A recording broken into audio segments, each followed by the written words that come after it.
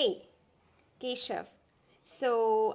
When I was watching The Bear, I was able to see that there is so much that goes on in the minds of a creator, whether it's a chef or whether it is a person who paints or whether it is someone who actually designs something for others.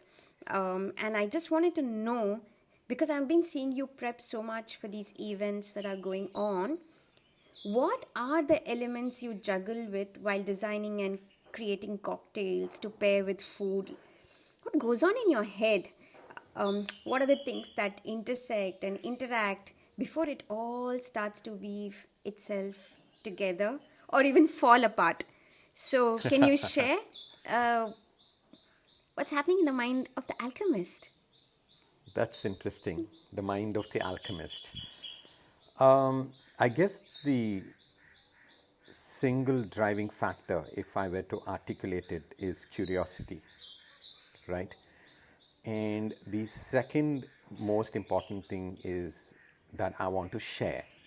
I want to share my curiosity. I want to share my stories. I want to share a little bit of mischief. That is what actually goes on.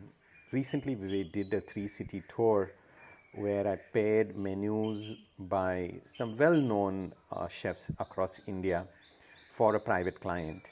It was so much fun. We paired a multi course meal with cocktails. We usually pair food with wine, but this time we chose to do it with cocktails, and it was so much fun because I guess I like fine food, fine dining, and I also love cultural experiences. And part of it is also my want, or to put in some surprise and a little bit of wonder into people's, you know, sub- and this is what drives me. So I'm not a mixologist actually. I consider myself more as a flavorist. I love, kind of food pairing a lot. I love matching flavors. I love thinking, should I complement, should I supplement, or should I, like in the bear, you know, let it rip?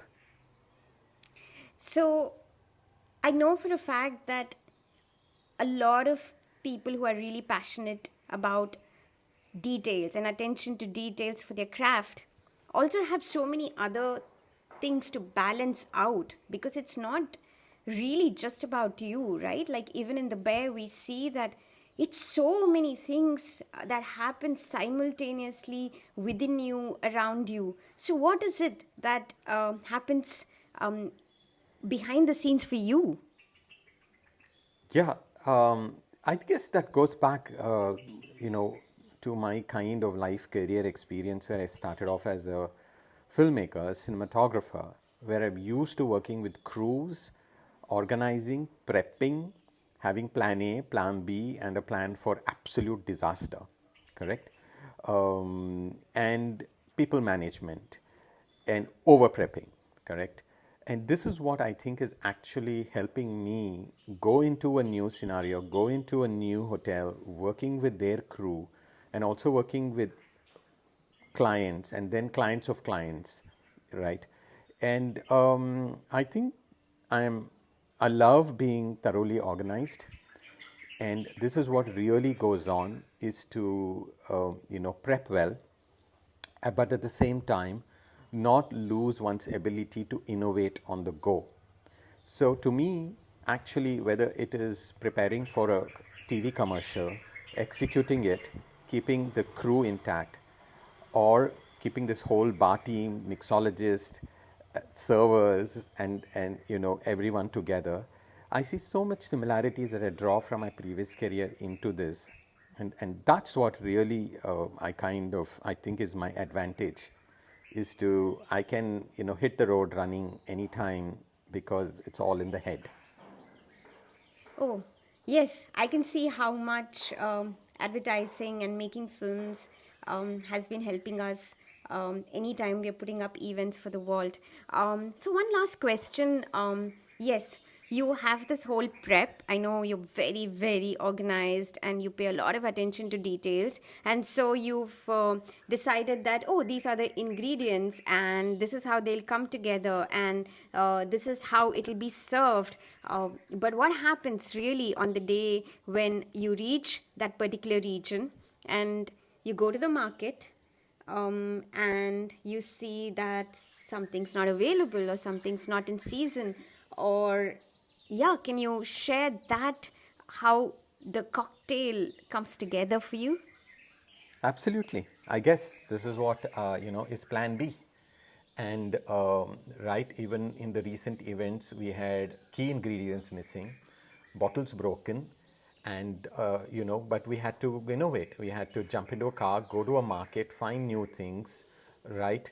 And this is why I think knowing one's domain and craft really helps, because that is when you're really prepared for the unexpected, but at the same time, maintaining an optics of everything is calm, collected, and also deliver surprises to the people. I really want to, I think going forward at the Vault, yes, we have the Vault Festival that's coming up in February 2024. I'm so excited about that. We are working towards creating a lot of new experiences there. That's exciting. And I would love to do more events. I want to do events where it is actually a little bit slower and where the demand for delivery is of the highest order. I enjoy that the most. Yeah, and I know I said last question, but just like 3 quick questions on like a rapid fire. The favorite cocktail you made recently? It was not a classic recipe. Last minute, after we wound down in a recent event, the main client, wanted a fruity cocktail because he had had so much dry cocktails. That is my line, what is called my style. And we had to innovate on the spot. So we had some pineapple juice, we had some coconut milk ready. So we immediately made a version of a pina colada. The client loved it. And that to me, I guess, is the real best cocktail I made, is the one that, someone who requested absolutely loved it. Second, what was the best pairing for you between the food flavors and your cocktail? This will actually surprise you. I might have two for you to actually try at home, right? A peated whiskey highball, which is basically peated whiskey with a little bit of sparkling water, pairs excellently with anything smoked, especially a tandoori chicken. And the second one, which I think is my recent mind thinking, is a spoon of bel puri with a small kiss of a blanco tequila. And the third question, if you had to make one cocktail for me with a lot of love and romance from your recent cocktails, which would you make? I would always go back to a classic which I think cannot really be mastered, but it's one of the simplest cocktail to make, which is the martini. Yes, I love that. And very soon, because Very we're soon. moving homes Very and we have soon. lots to celebrate. Very soon. Thank you so much. Thank you.